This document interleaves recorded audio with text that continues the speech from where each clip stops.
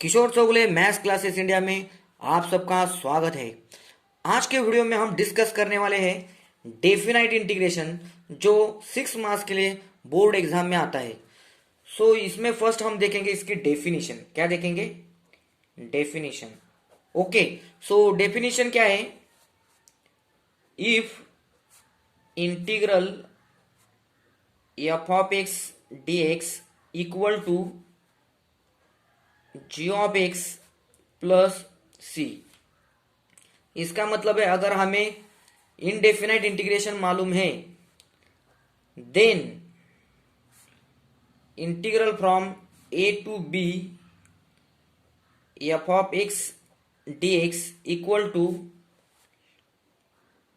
Ji of x from a to b, g of x from a to b equal to g of b minus g of a, that is equal to g at x equal to b minus g at x equal to a. So in this integral a to b f of x dx, in this integral a to b f of x dx, a is called as lower limit and b is called as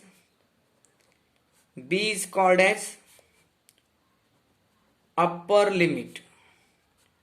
okay, फिर से सुनो। a is called as lower limit and b is called as upper limit. मतलब यहाँ जो है integral a to b, इसमें a को कहा जाता है लोअर लिमिट, b को कहा जाता है अपर लिमिट। ये जो a की वैल्यू है ये b से कम होते हैं। Here a is always less than b, that is b is always greater than a। Okay, so a to b f of x dx। Okay, so यहाँ पे इसका मीनिंग क्या है? g एट क्या हो गया? Therefore integral a to b f of x dx equal to क्या होगा? g ऑफ क्या होगा यहाँ पे? Upper limit minus g at lower limit.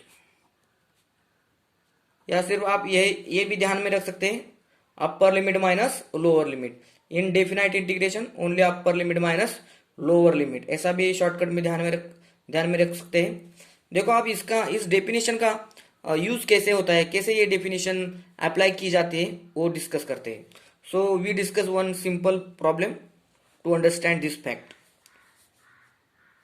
Example, evaluate integral 0 to π/2 cos x dx। Okay, अब इसका सॉल्यूशन कैसे हम स्टार्ट करेंगे? रेगुलर हमारी जो ट्रेडिशनल मेथड है उससे। So let i equal to क्या होगा?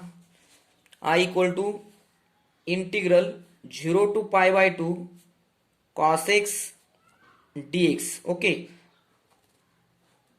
ओके, आप यहाँ पे देखो, हमारा जो इनडिफिनाइट इंटीग्रेशन है, इंटीग्रेशन ऑफ cos x, उसका इंटीग्रेशन क्या होता है? cos x का sin x। So sin x answer आ गया। sin x फ्रॉम, अब लोअर लिमिट क्या है? ये देखो, ये जो लोअर लिमिट है ये x की वैल्यू होती है, x equal to a। So this is x equal to a। This is upper limit x equal to π/2, so x equal to π/2 equal to, पहले हम x की जगह अपर लिमिट रखेंगे, मतलब sin π/2 माइनस, फिर इस x की जगह क्या रखेंगे? ये जो 0 है, x इक्वल टू 0, ये रखेंगे, मतलब साइन 0 इक्वल टू साइन π/2 कितना होता है? 1। साइन 0 कितना होता है? 0 इक्वल टू 1 माइनस 0 1। सो हमारा आंसर क्या आ गया? i equal to 1। सो इसमें सिर्फ डिफरेंस क्या है? डेफिनाइट इंटीग्रेशन में डेफिनाइट वैल्यू आते हैं, इनडेफिनाइट इंटीग्रेशन में क्या होता है? Constant of integration. मतलब c is the arbitrary any constant.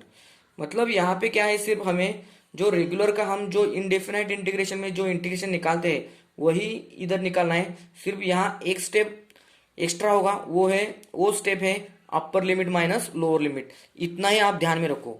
Okay, in next lecture we will discuss remaining part. Okay, thank you for watching my video.